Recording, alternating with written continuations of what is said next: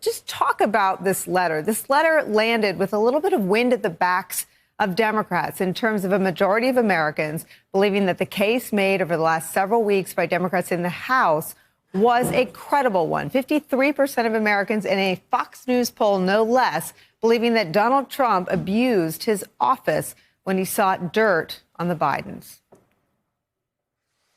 Yeah, and of course, the president was particularly galled that this poll came out of Fox News, which is, the one outlet whose data he occasionally cites, although recently he's had his skeptical questions about Fox's loyalty. That's a topic for another day. I think it is, encouraging for Democrats who I think for the last couple of weeks have perhaps felt a measure of frustration that the needle didn't move more dramatically. I think that, there were hopes that that they went into impeachment with numbers that were pretty good, and they thought that they could push them substantially higher, and that didn't really happen. But this poll corrects to some degree, I think, the fear that some Democrats have that impeachment might even potentially be backfiring. And that is an argument you've been hearing from Republicans increasingly in recent days, that this is actually blowing up in the faces of Democrats. It's good for President Trump. They never should have done this. They've swung and missed. And when you look at numbers like that, particularly, again, coming from Fox News, it's a vivid reminder that, this is really serious for President Trump, and it's doing him damage. Having said all that, those approval numbers, the bigger picture of how Americans view President Trump are just astonishingly rigid, and you're not seeing a lot of movement in them. Which is not good news for President Trump because he's in the low 40s. But, nothing seems to move the big picture. Anna, take me through what really becomes a more complicated, and for those of us who watch it, possibly more interesting dynamic in the Senate. Mitch McConnell has to hold on to 51 Republican senators every step of the way, every question about witnesses, every question about how circusy this gets. Mitch McConnell's already announced how this is going to end. Mitch McConnell went on national television last week and said, in consultation with the White House counsel, there will certainly be an acquittal of Donald J. Trump. That's not going to land well in the states held by Republican senators who have a real battle on their hands next November.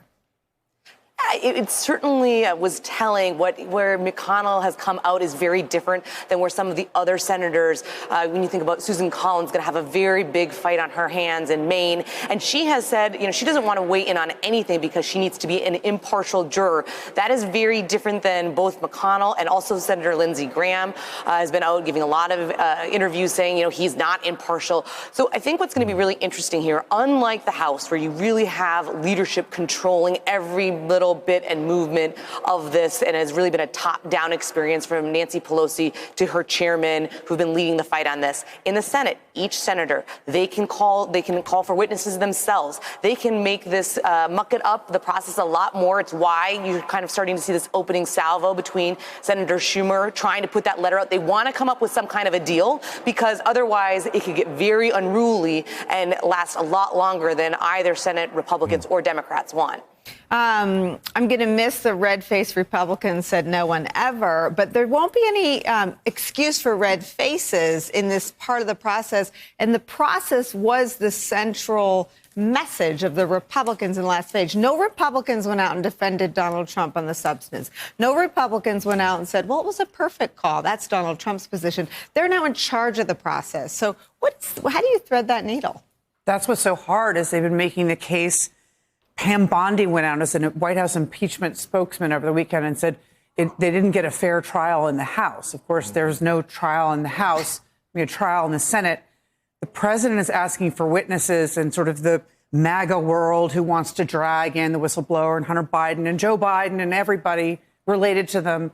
And then you have a bunch of people like Mitch McConnell who are thinking straight, who know that witnesses will boomerang on the president and are saying, why don't we just take those articles, throw them on the floor, hear a few lawyer arguments and shut this down? We don't need witnesses after everyone has been telling us that they need witnesses and they need his due process. They need someone to tell his side of the story. It's not his side of the story. It's not a vindication story. It's a distraction. It's a way to muddy up Joe Biden again. But there's powerful forces that want that. And so Mitch McConnell seems to have convinced the White House, but he has to get all the way into January, keeping the president on board. 51 Republicans against every how witness. Does Susan, so here's what Fiona Hill said that John Bolton did.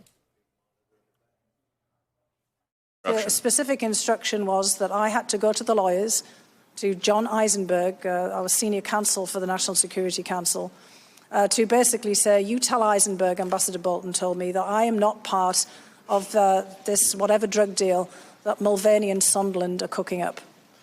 What did you understand him to mean by the drug deal that Mulvaney and Sondland were cooking up? I took it to mean investigations for a meeting. Did you go speak to the lawyers? I certainly did.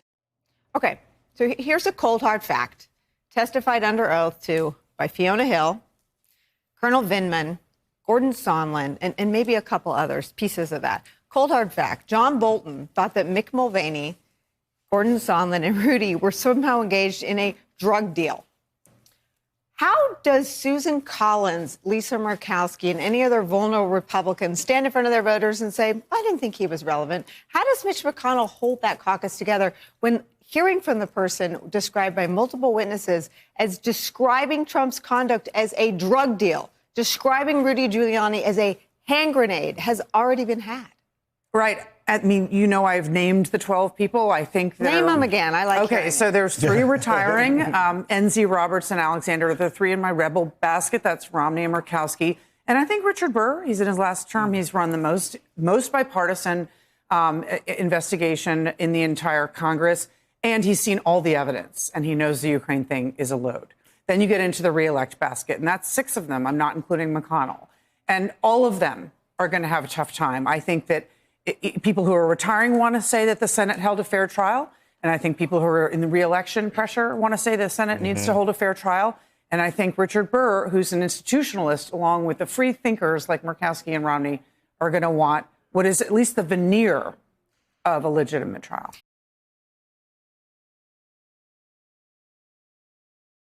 Hey there, I'm Chris Hayes from MSNBC. Thanks for watching MSNBC on YouTube. If you want to keep up to date with the videos we're putting out, you can click subscribe just below me or click over on this list to see lots of other great videos.